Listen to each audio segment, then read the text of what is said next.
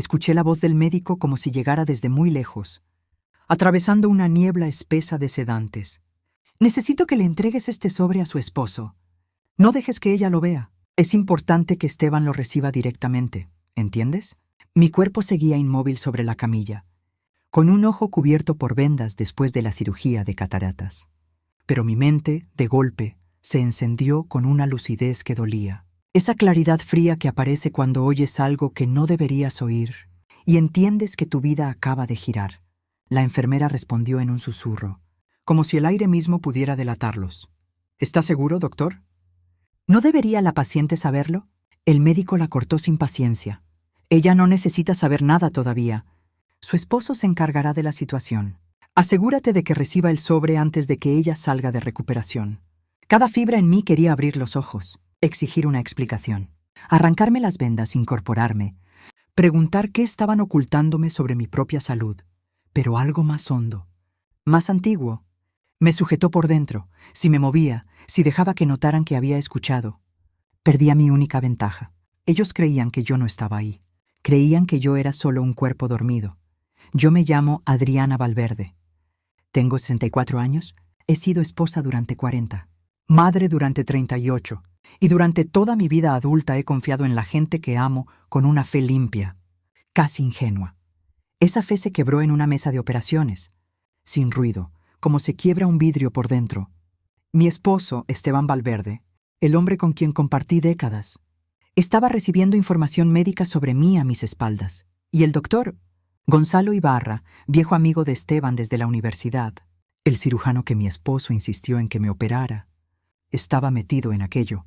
Era parte. Era engranaje.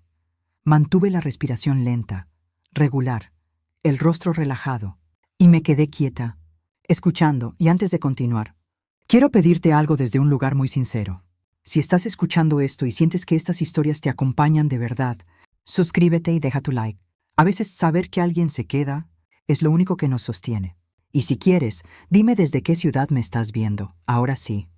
Sigo, la enfermera preguntó, con un temblor que no pudo esconder. ¿Y los resultados? ¿Están modificados como acordamos? Hubo un silencio breve, pesado. Todo está en orden, dijo el doctor firme.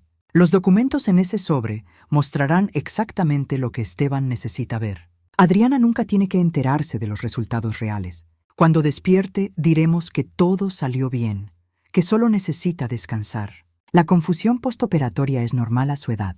Nadie cuestionará nada. La enfermera soltó un aire, como si le faltara el valor.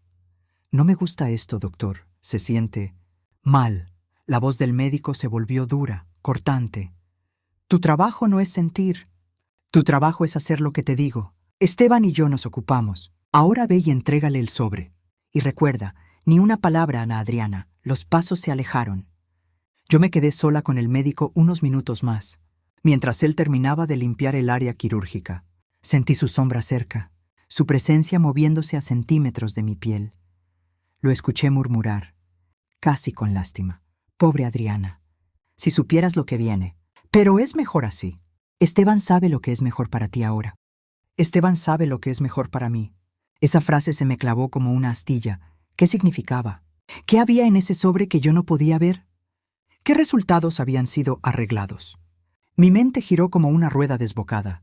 Una posibilidad peor que la anterior. ¿Había algo grave en mi salud? ¿Algo que me estaban escondiendo? ¿O era algo distinto? ¿Algo más oscuro? Y entonces, como un relámpago helado, me golpeó una idea que me dejó sin aire. Control, poder. Si un documento médico me declaraba mentalmente incompetente o gravemente enferma, Esteban podría tomar decisiones por mí, decisiones sobre mi dinero, mis propiedades, mi vida. Quise rechazarlo con rabia, con incredulidad. Esteban me amaba. Habíamos criado a nuestro hijo, Bruno. Habíamos construido una historia. Entonces, ¿por qué necesitaba resultados médicos míos en secreto? ¿Por qué un doctor estaría falsificando documentos? Después de lo que se sintió como una eternidad, me trasladaron a recuperación. Seguí con los ojos cerrados, respirando despacio. Otra enfermera, no la del quirófano, revisó mis signos. Señora Valverde, ¿puede oírme?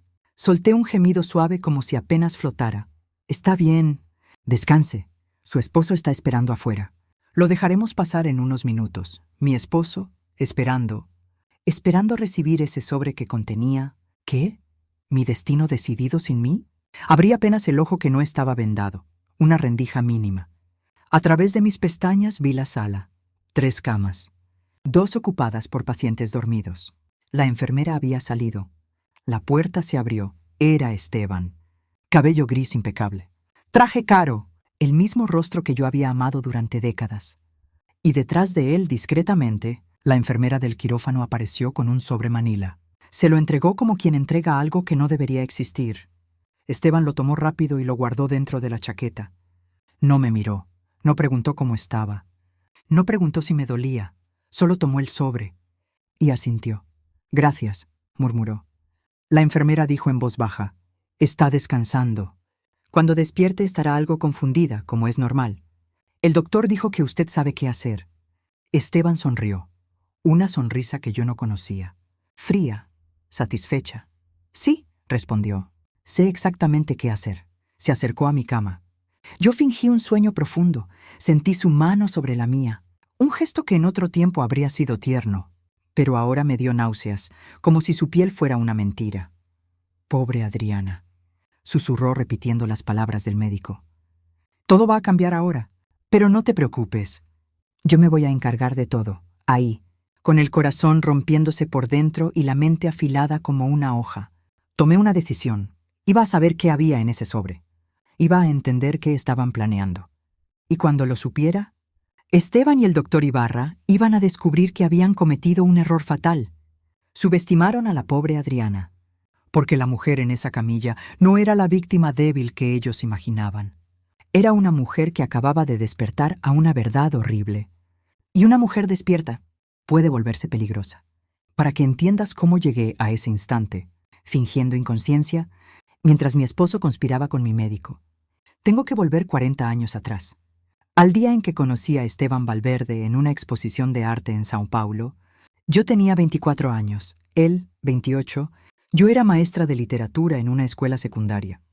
Él trabajaba como arquitecto junior en una firma prestigiosa. Hablamos 2 horas frente a un cuadro de Portinari, 2 horas que parecieron un pequeño mundo aparte, aislado de todo. Me enamoré de su inteligencia, de cómo hablaba de belleza y diseño como si estuviera nombrando algo sagrado, de cómo me miraba como si yo fuera lo más interesante del salón. Nos casamos un año después, una boda pequeña, elegante, pagada con los ahorros de los dos. No teníamos mucho, pero teníamos sueños. Esteban iba a convertirse en un arquitecto reconocido. Yo iba a escribir libros, además de enseñar. Íbamos a construir una familia hermosa, y durante años. Parecía que la vida nos estaba dando exactamente eso. Bruno nació 2 años después de la boda. Un bebé precioso con los ojos de Esteban y mi sonrisa. Eso decía todo el mundo. Yo dejé la enseñanza para quedarme con él en sus primeros años. Esteban ascendió en la firma. La vida era buena, modesta, sí, pero buena. Vivíamos en un departamento pequeño, ahorrábamos con cuidado, hacíamos planes. Todo cambió hace 15 años. Cuando mis padres murieron, ellos tenían varias propiedades comerciales en Montes Claros. Murieron en un accidente de auto, y yo heredé todo. 4 edificios de departamentos, 2 locales comerciales, y una suma considerable en inversiones. De la noche a la mañana dejamos de ser clase media cómoda, y nos volvimos de verdad ricos. Esteban cambió después de eso. Primero, de manera tan sutil que yo no quise verla. Dejó su trabajo en la firma y abrió un estudio de arquitectura boutique. Empezó a vestirse con ropa de diseñador. Necesito una imagen adecuada para atraer clientes de alto nivel, decía. Yo no objeté, era mi esposo. Compartíamos todo, ¿no? Pero con el tiempo noté algo inquietante. Esos clientes de alto nivel nunca aparecían. Su estudio perdía dinero de forma constante. Y cuando yo preguntaba por las finanzas, Esteban se ponía a la defensiva. No te preocupes por eso, Adriana. Yo manejo los negocios.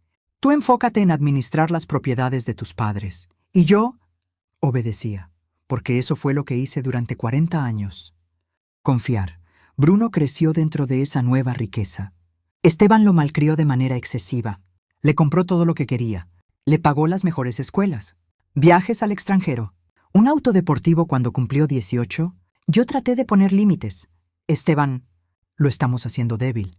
Necesita aprender el valor del trabajo. Él me descartaba con facilidad. Tenemos los medios. ¿Por qué negarle oportunidades que nosotros no tuvimos? Bruno estudió administración de empresas, pero nunca terminó. Cambió de carrera 3 veces. Y cada vez, Esteban le daba más dinero para encontrarse. Ahora, a sus 38 años, Bruno trabajaba de forma esporádica. Vivía de una mesada generosa que Esteban sacaba de nuestras cuentas. Y me visitaba solo cuando necesitaba algo. Los últimos 5 años han sido los más solitarios de mi vida. Esteban y yo vivíamos como extraños en la misma casa. Él pasaba más tiempo en el estudio que conmigo. Y cuando estaba en casa, se encerraba en su oficina con la puerta cerrada. Nuestras conversaciones se redujeron a trivialidades. Ya no cenábamos juntos, ya no viajábamos. Ya no éramos una pareja, éramos 2 personas compartiendo techo. Intenté hablarlo varias veces. Esteban, siento que nos estamos alejando. ¿Podemos ir a terapia de pareja? Él me miraba con algo parecido al fastidio. Adriana, no seas dramática. Estamos bien. Solo estoy ocupado con el trabajo. Pero no había trabajo. Su estudio apenas tenía proyectos. Entonces, ¿en qué se le iba la vida? Hace 6 meses empecé a tener problemas de visión. Las cataratas avanzaron rápido. El oftalmólogo me dijo que necesitaba cirugía pronto o perdería la visión permanentemente. Cuando se lo conté a Esteban, su reacción fue extraña. Demasiado interesado, demasiado solícito. «Tienes que operarte de inmediato», insistió. «Conozco al mejor cirujano, Gonzalo Ibarra. Fuimos compañeros en la universidad. Es brillante. Yo llamo y arreglo todo.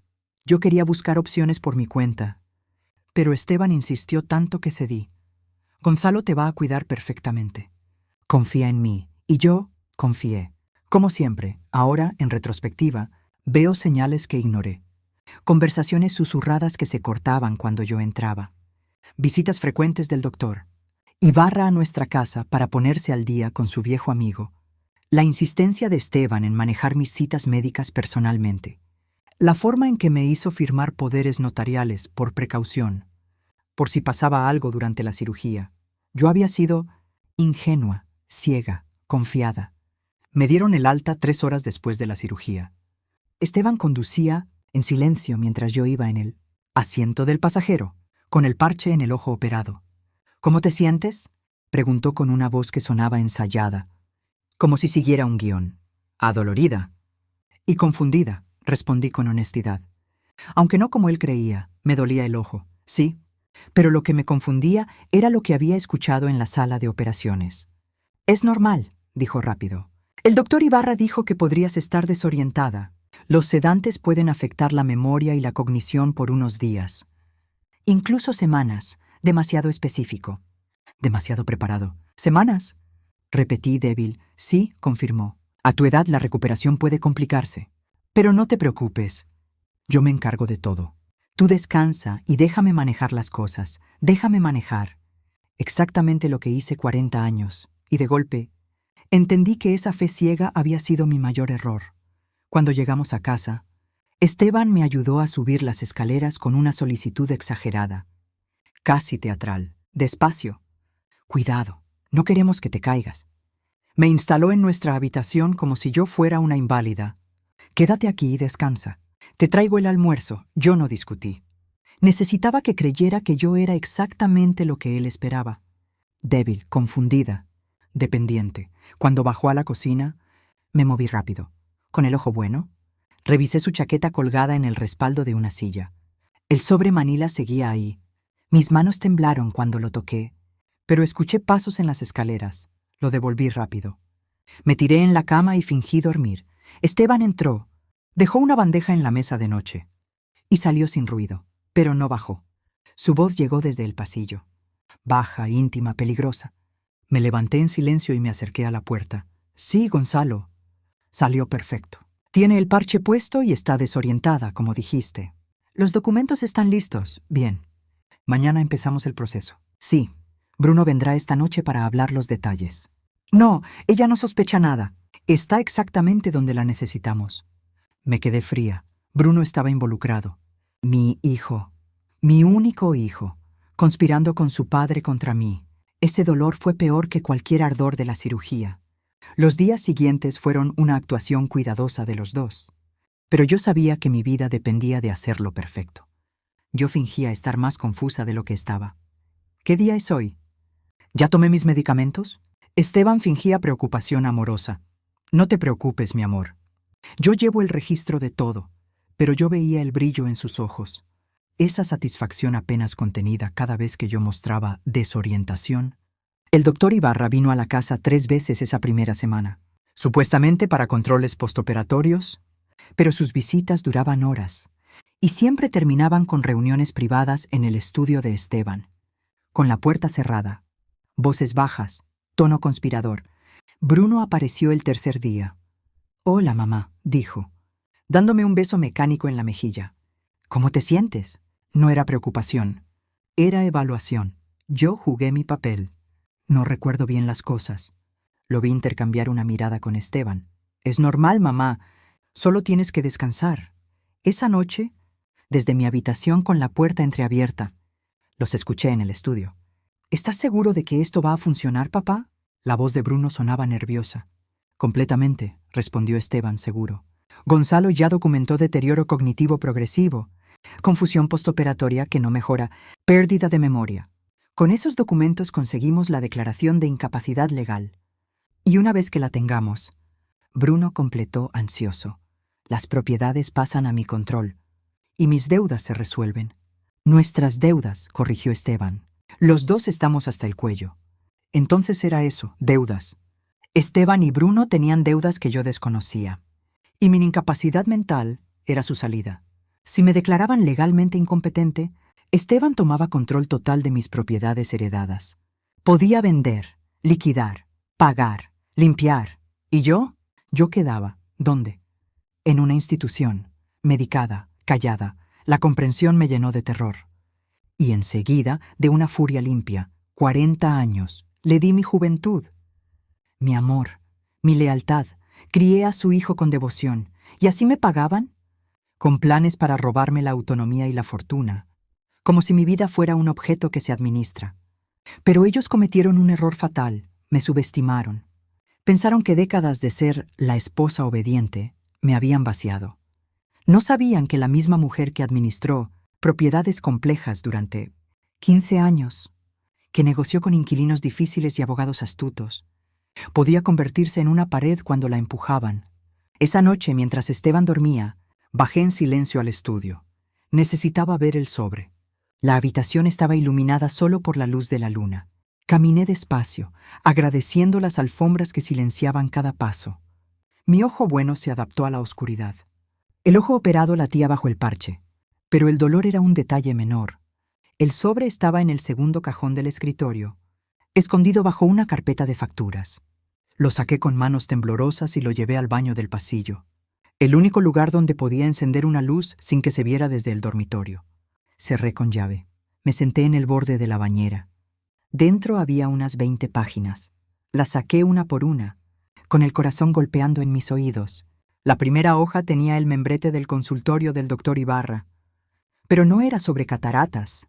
Era un informe neurológico. Evaluación neuropsicológica. Paciente: Adriana Valverde, 64 años. Fecha: 3 días antes de mi cirugía. Leí el resumen y sentí que el mundo se inclinaba. Decía que yo presentaba deterioro cognitivo significativo, compatible con demencia temprana, posiblemente Alzheimer. Decía que me había mostrado confusa, desorientada, incapaz de recordar eventos recientes. Recomendaba considerar una declaración de incapacidad legal para proteger mis intereses financieros. Leí el documento 2 veces, 3. Yo nunca había hecho una evaluación así. Nunca había visitado al doctor antes de la cirugía de cataratas. Era falso, fabricado, pero estaba en papel oficial, con sello, fecha y firma. Las páginas siguientes eran aún peores. Resultados de resonancia magnética con supuesta atrofia cerebral. Yo jamás me había hecho una resonancia. Pruebas cognitivas con resultados terribles en memoria y función ejecutiva. Pruebas que yo nunca tomé. Todo era mentira. Todo estaba construido con una meticulosidad enfermiza para armar un caso de incompetencia mental. Y luego, documentos legales, un poder notarial general, supuestamente firmado por mí, entregando a Esteban control total sobre mis finanzas, propiedades y decisiones médicas. La firma se parecía a la mía, pero yo no recordaba haber firmado eso. Entonces, ¿cuándo? Y el recuerdo apareció claro y cruel. Hacía 2 meses, Esteban me pidió firmar documentos de actualización de seguros. Yo firmé 3 o 4 papeles sin leerlos con cuidado. Son renovaciones estándar. Amor, yo confié. Ahí estaba la trampa, escondida entre hojas. El siguiente documento me dejó sin aliento. Petición de declaración de incapacidad legal, Estado de Minas Gerais. Una solicitud formal ante el tribunal para declararme legalmente incompetente, lista para ser presentada la semana siguiente. Esteban sería nombrado mi tutor legal. Control absoluto. Yo perdería todos mis derechos. No podría vender propiedades, manejar dinero, decidir sobre mi salud. Sería legalmente como una niña bajo custodia. Y al fondo, encontré la razón verdadera. Estados de cuenta bancarios, no de nuestras cuentas conjuntas. Cuentas a nombre de Esteban que yo no conocía. Deudas masivas. Préstamos bancarios por 500,000, tarjetas de crédito por 200,000 y lo más revelador, registros de apuestas online. Esteban había estado apostando grandes sumas y perdiendo. También había documentos sobre Bruno. Mi hijo debía 300,000 reales a prestamistas privados, con intereses del 40% anual, amenazas de violencia si no pagaba. Bruno estaba desesperado, y Esteban, en vez de venir a mí con honestidad, había elegido robarme. El plan era simple y brutal: declararme incompetente, tomar control de mis propiedades heredadas, valuadas en aproximadamente 3 millones, vender todo, pagar sus deudas y después internarme en una institución donde yo estaría medicada y silenciada para siempre, sentada en el borde de esa bañera, con la prueba de la traición en las manos. Lloré por 40 años de matrimonio que terminaron oliendo a mentira. Lloré por el hijo que crié y que ahora quería destruirme por dinero. Lloré por la Adriana ingenua que murió ahí, sin ceremonia, pero esas lágrimas no duraron mucho, porque junto con el dolor llegó algo más fuerte. Una determinación fría, clara. Esteban y Bruno creían que podían hacerlo porque me veían como débil, como la esposa sumisa, la madre entregada, la mujer sin recursos. No entendían que yo había aprendido a ser estratégica y a defenderme. Fotografié cada página con mi celular. Subí las imágenes a 3 nubes distintas. Las envié cifradas a una cuenta de correo secreta que creé en ese momento. Aseguré la evidencia de todas las formas que pude. Luego volví a colocar todo en el sobre exactamente como estaba. Lo devolví al escritorio, regresé a la cama. Me acosté al lado de mi esposo, el hombre que planeaba borrarme, y fingí dormir mientras mi mente construía un plan. Ellos habían declarado la guerra, no lo sabían, pero ya habían perdido. A la mañana siguiente desperté con un propósito. Esteban ya estaba en la cocina preparando café. «Buenos días, mi amor», dijo con esa dulzura falsa que ahora reconocía como actuación. «¿Cómo dormiste? ¿Cómo está tu ojo?» Toqué el parche con gesto perdido. «No estoy segura qué día es hoy». Vi la satisfacción apenas escondida en su cara. «Jueves, Adriana». «Es jueves. ¿Recuerdas que el doctor Ibarra viene hoy para tu revisión?» «Perfecto. Otra oportunidad para observarlos». «Ah, sí, el doctor». Dije vaga. ¿Para qué era, Esteban?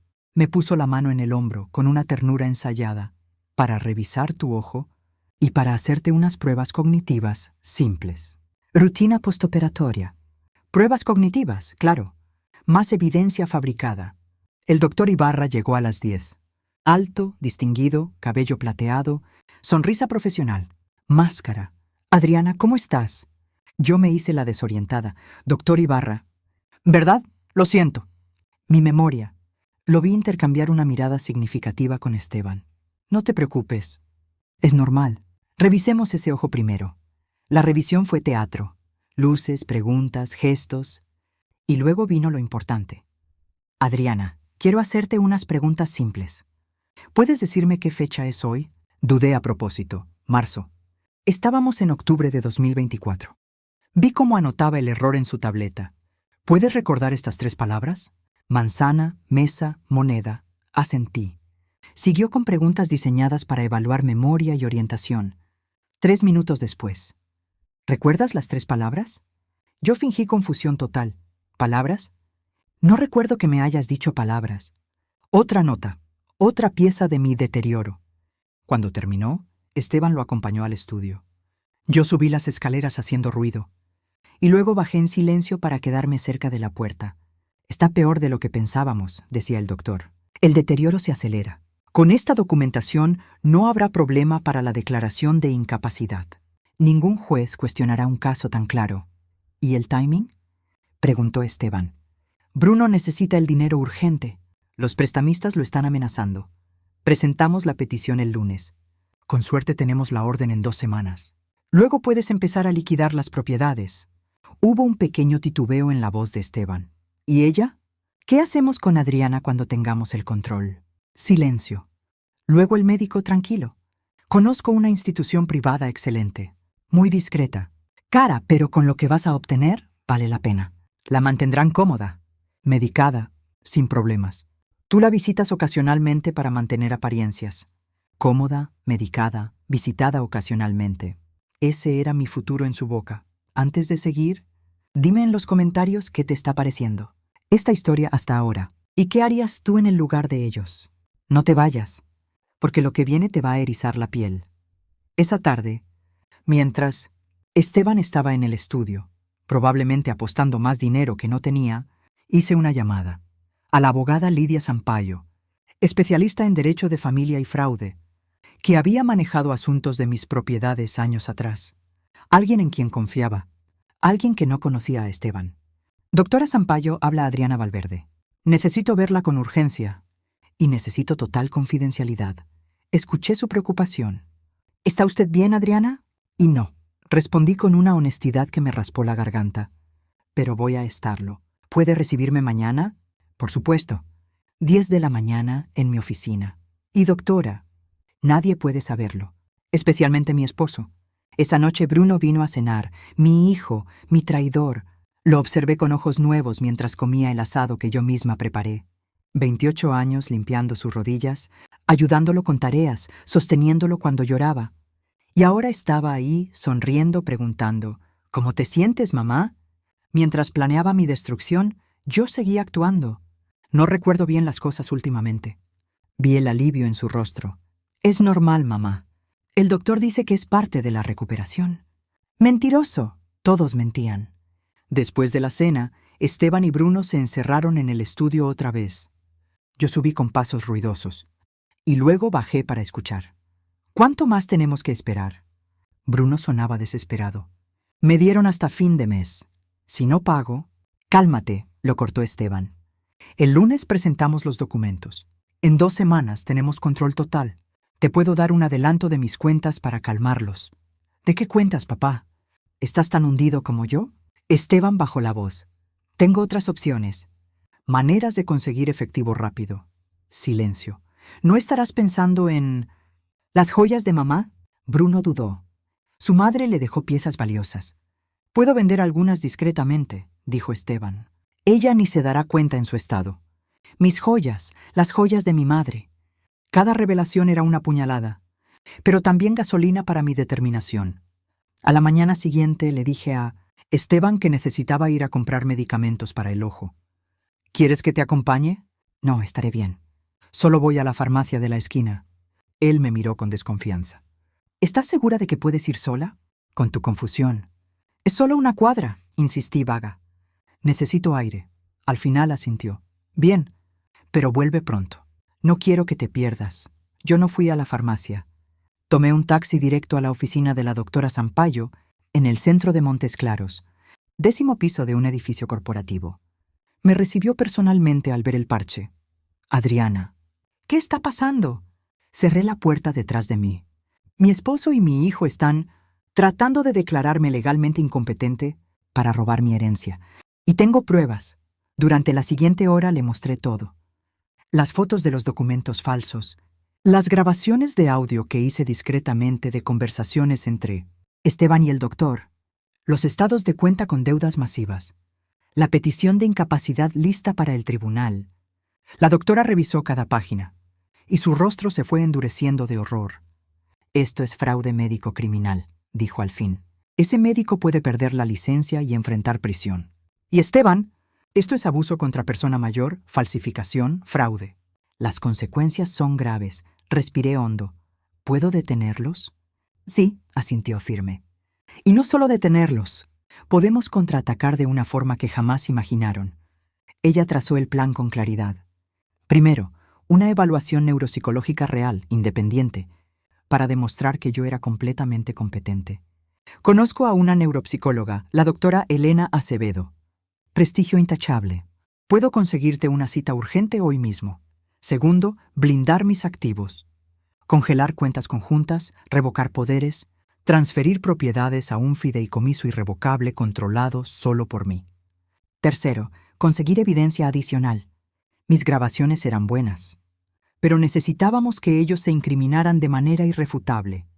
Me explicó que yo continuaría fingiendo deterioro por unos días más, dejando que Esteban y el doctor siguieran construyendo su caso falso. Pero esta vez yo documentaría cada paso con equipo profesional. ¿Y mi hijo? Pregunté con la voz rota. Bruno está involucrado.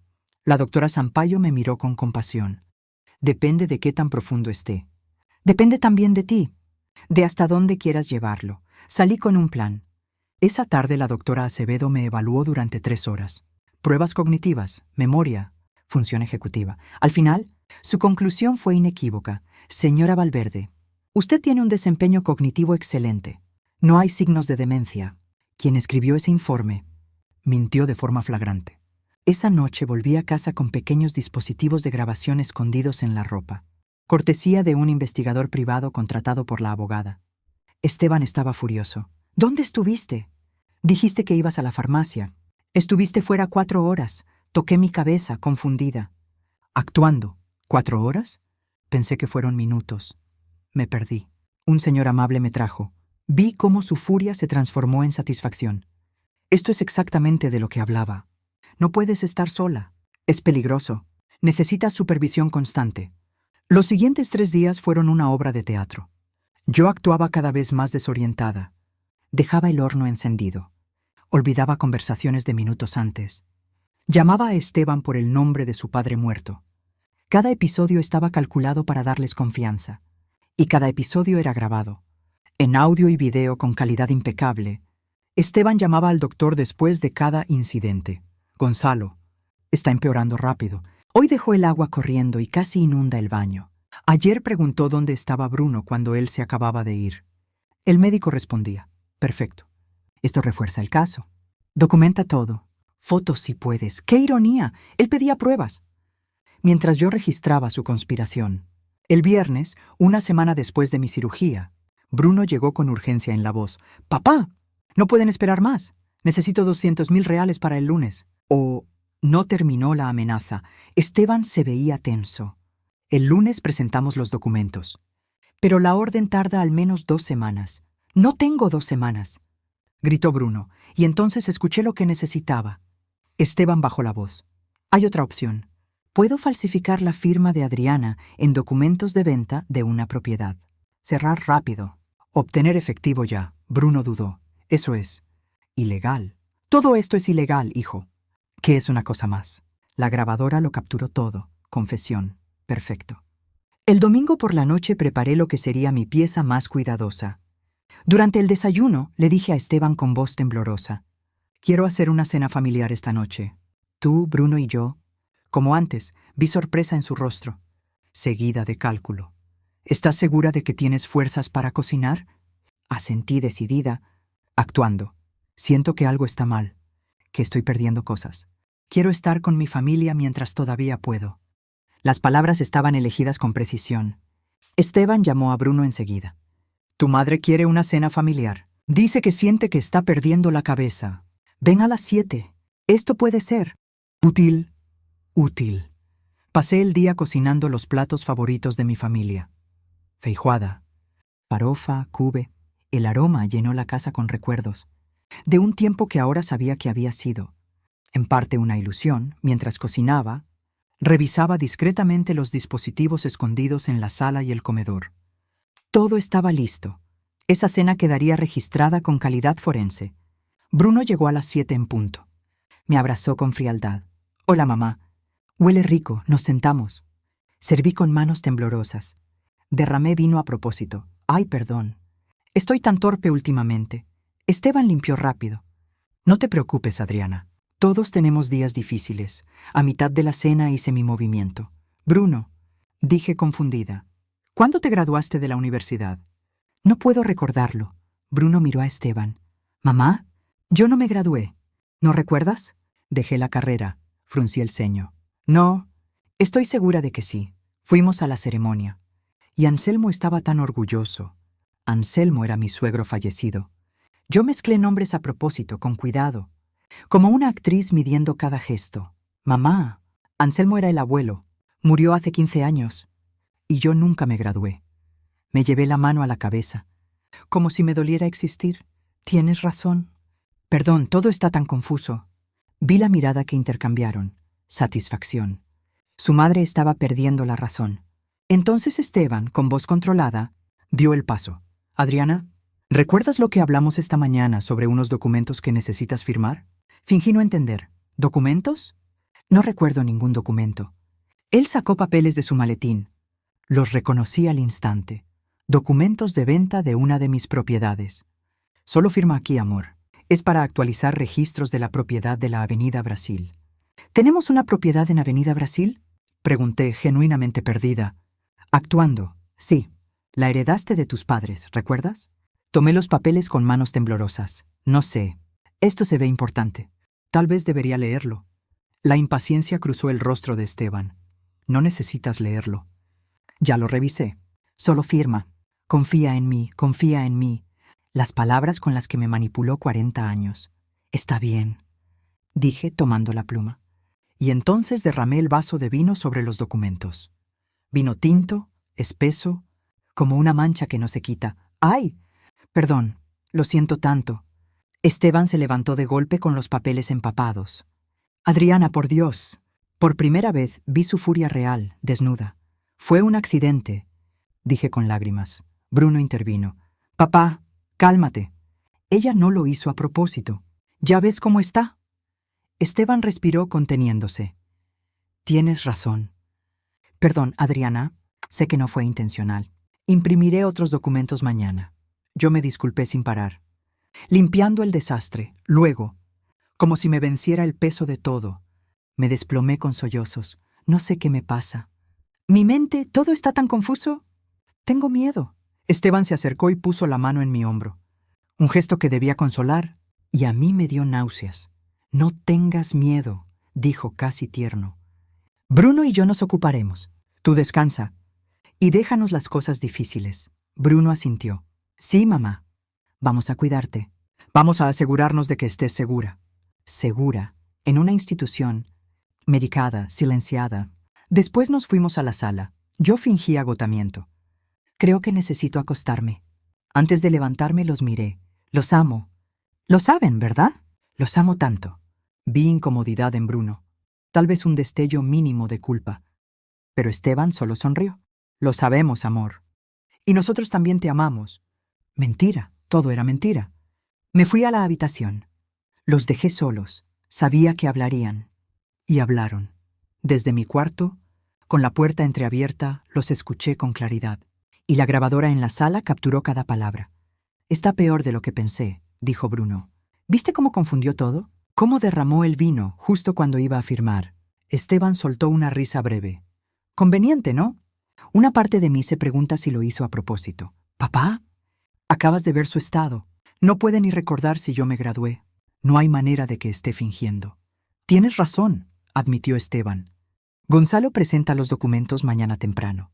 Para el miércoles debemos tener la orden judicial. Luego liquidamos todo. Pausa. ¿Y después? ¿Qué hacemos con ella?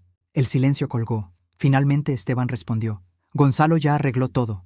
La institución Santa María es privada, discreta. La visitaremos una vez al mes para mantener apariencias. Pero honestamente, con su estado, probablemente ni note nuestra ausencia. ¿Y si pregunta por sus propiedades? Dijo Bruno. Esteban rió, frío. ¿Bruno? La acabas de ver. No recuerda ni si desayunó. No va a preguntar por propiedades. Y si lo hace, le diremos que todo está bien, que nosotros nos encargamos. Estará demasiado confundida para cuestionar. Mi hijo no dijo nada para defenderme, solo preguntó, ¿cuánto crees que obtengamos por todo? Y ahí, en esa sala donde celebramos Navidades, cumpleaños, aniversarios, mi esposo y mi hijo discutían el precio de mi libertad como si fuera una cifra. La grabadora lo registró. Sus voces, su frialdad, su traición. Mañana todo cambiaría.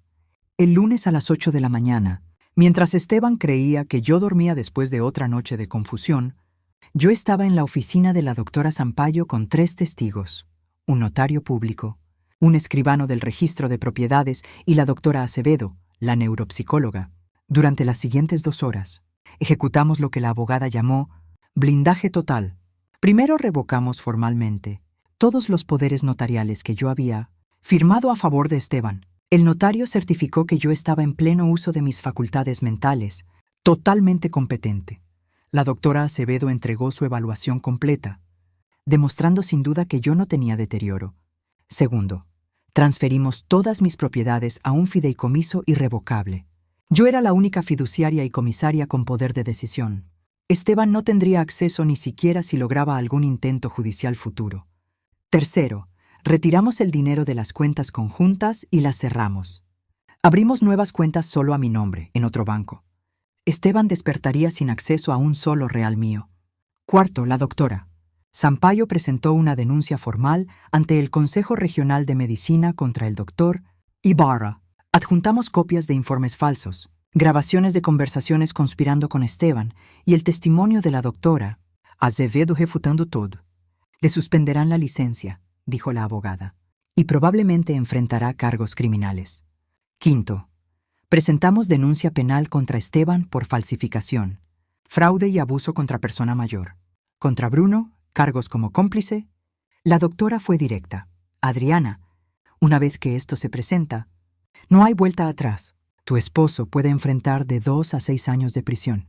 Tu hijo como cómplice, probablemente menos. Pero tendrá antecedentes. ¿Estás segura? Pensé en 40 años. Pensé en el bebé que dormía en mis brazos. Y luego pensé en sus voces hablando de internarme, de liquidar mis propiedades, de visitarme una vez al mes. Pensé en la dignidad que iban a arrebatarme. Estoy segura, dije. Presente todo. Ella asintió. Y envió. El punto sin regreso quedó marcado. Sexto, iniciamos el divorcio. Demanda por fraude, abuso emocional, conspiración para cometer fraude financiero. Pedí división de bienes con estipulaciones claras. Esteban no tocaría nada de mi herencia, y su parte de bienes adquiridos durante el matrimonio sería reducida por su conducta. ¿Y mi testamento? Pregunté. La abogada sacó un documento preparado. Redacté uno nuevo. Si te pasa algo, todo irá a una fundación para personas mayores víctimas de abuso financiero. Esteban y Bruno no reciben un centavo. Firmé sin vacilar. A las 11 de la mañana estaba hecho. Yo estaba legal, financiera y médicamente protegida. Esteban y el doctor Ibarra estaban a punto de enfrentar consecuencias. Y por primera vez en semanas respiré alivio real. Entonces la abogada sonrió. Ahora, vamos a darles la noticia. Esta tarde organicé una reunión en tu casa. A las 3 estarán tú, Esteban, Bruno, yo, un oficial de policía y un representante del consejo médico. Va a ser revelador. Volví a casa a la 1. Esteban estaba en el estudio, probablemente ultimando su petición de incapacidad. Al verme preguntó, ¿dónde estuviste? Estaba preocupado. Otra mentira. Fui a caminar. Necesitaba aire. Lo miré de frente. ¿Esteban? Necesito hablar contigo de algo importante. A las 3. Bruno viene también. ¿Puedes llamarlo? Vi sospecha cruzar su cara. ¿De qué se trata? Fingí vaguedad. Cosas familiares. Cosas importantes que necesito decirles. Él dudó y asintió. Está bien. Lo llamaré. Las 2 horas siguientes fueron interminables. Me senté en la sala con el parche todavía puesto, aunque mi visión ya estaba casi totalmente recuperada, esperando, ensayando, mentalmente cada palabra, preparándome para ver sus rostros cuando descubrieran que la Adriana confundida los había superado. A las 3 en punto estaban todos, Esteban y Bruno en el sofá, incómodos por los extraños, la doctora Sampaio en un sillón, con su maletín, el oficial Hugo Faria de la Policía Civil, uniformado, y el doctor Renato Pires, representante del Consejo Regional de Medicina. Yo me senté frente a ellos con una calma que me sorprendió. «Gracias por venir», comencé. Mi voz no temblaba. No había confusión. No había fragilidad. Era clara, firme, totalmente competente. Vi a Esteban fruncir el ceño. «Adriana, ¿qué es esto? ¿Quiénes son?» Me quité el parche. Parpadeé con ambos ojos. «Mi ojo está curado». «Hace días, pero ustedes no lo sabían». «Porque he estado fingiendo». El silencio cayó como una losa. Esteban palideció. Bruno me miró sin entender. «¿Fingiendo?», repitió Esteban. «¿De qué estás hablando?». Me incliné hacia adelante. Fingí confusión. Fingí pérdida de memoria. Fingí deterioro. Porque durante la cirugía escuché algo muy interesante. Escuché al doctor Ibarra darle instrucciones a una enfermera sobre un sobre que debía entregarte a ti, Esteban. Un sobre que yo no debía ver. Vi el instante exacto en que lo comprendió. Sus ojos se abrieron. Su rostro pasó de pálido a ceniza. Ese sobre contenía documentos falsos. Seguí sin frenar. Evaluaciones neurológicas que nunca existieron. Resultados de pruebas que yo jamás hice. Todo diseñado para hacerme parecer mentalmente incompetente. Parte de tu plan para declararme incapaz y robar mi herencia. Bruno se levantó bruscamente. «Mamá, esto yo no...». Lo miré con un dolor que no tuve que actuar. «Siéntate, Bruno. Lo sé todo. Sé de las deudas de tu padre. Sé de tus deudas con prestamistas. Sé del plan para internarme en Santa María después de liquidar mis propiedades. Escuché conversaciones y lo documenté todo». La doctora Sampaio habló. «Profesional, fría, señor Valverde».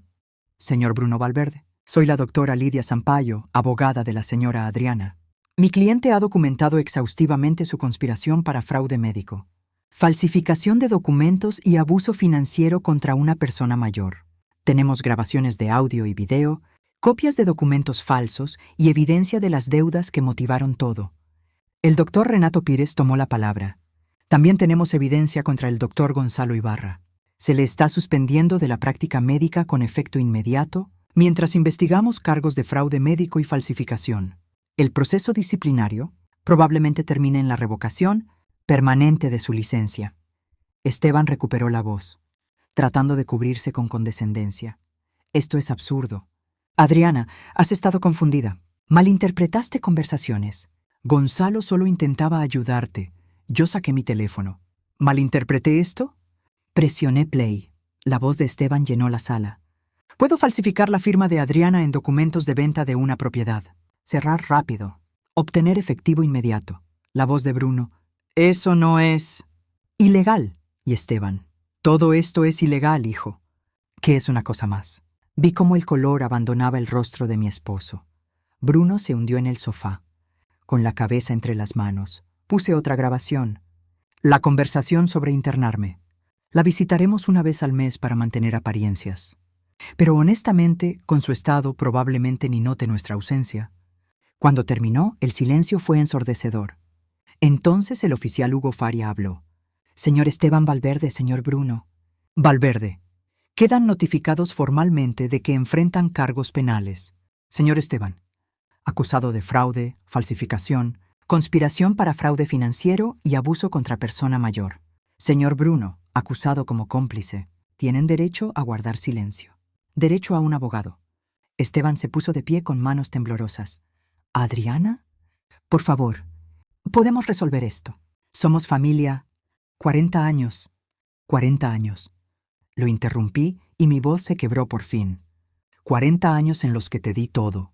Mi juventud, mi confianza, mi amor. Criamos un hijo. Construimos una vida y tú estabas dispuesto a encerrarme. Robarme todo y visitarme una vez al mes para mantener apariencias. Las lágrimas me corrían, pero no eran de debilidad. Eran de rabia, de traición, de duelo. Amé mal, dije. Confié mal, pero no voy a ser victimizada mal. Presenté demanda de divorcio. Mis propiedades están protegidas en un fideicomiso que tú no puedes tocar. Nuestras cuentas conjuntas están cerradas. Y ambos van a enfrentar consecuencias por lo que intentaron hacerme. Me volví hacia Bruno. ¿Y tú? Tú me decepcionaste más. Tu padre tiene la excusa de la codicia adulta, de las apuestas, pero tú... Yo te crié mejor, te enseñé valores, Y elegiste dinero por encima de tu madre. Bruno sollozaba, abierto. Mamá. Lo siento. Estaba desesperado. Ellos iban a... No, lo corté. No me des excusas. Pudiste venir a mí, pudiste pedir ayuda. Elegiste conspirar para destruirme. La doctora Sampaio se levantó. Señores, sus abogados pueden contactarme. El divorcio sigue.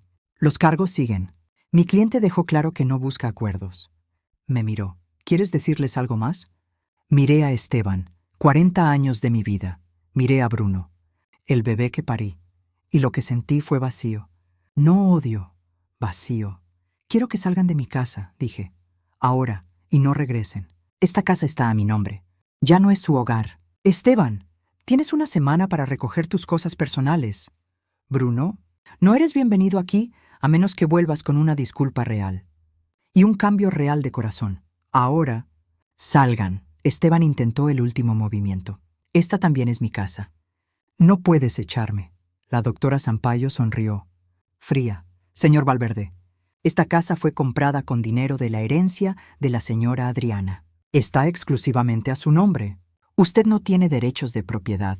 Y con una orden de restricción en trámite por cargos de abuso, le sugiero que coopere antes de que el oficial tenga que escoltarlo. Y así, rodeado por las ruinas de sus propios planes, mi esposo salió, mi hijo lo siguió, sin mirar atrás. Los vi irse. Y sentí que un capítulo se cerraba. Doloroso, necesario. Cuando todos se fueron, me quedé sola en la sala. Mi casa, silenciosa. ¡Pero mía! ¡Libre! Pero sola, había ganado. Y el precio fue la destrucción total de mi familia. Querida amiga, querido amigo, gracias por acompañar a Adriana hasta el final. Sé que fue intenso, duro, pero también es una historia de dignidad, de valentía, de una mujer que se negó a ser borrada. Si esta historia te tocó, si te hizo pensar en la confianza, la familia y los límites que nadie debería cruzar, suscríbete. Tu apoyo significa más de lo que imaginas. Deja un me gusta si Adriana te inspiró con su inteligencia y su determinación. Y cuéntame en los comentarios, ¿hizo ella lo correcto al presentar cargos? ¿Qué habrías hecho tú? ¿Y desde qué ciudad me estás escuchando? Cada comentario cuenta, porque aquí aprendemos juntos sobre vida, relaciones y respeto. Recuerda, esta historia es completamente ficticia, creada para entretenimiento y reflexión. Los personajes y situaciones son imaginarios, pensados para hacernos reflexionar sobre familia, traición y dignidad. Gracias por estar aquí. Nos vemos en la próxima historia.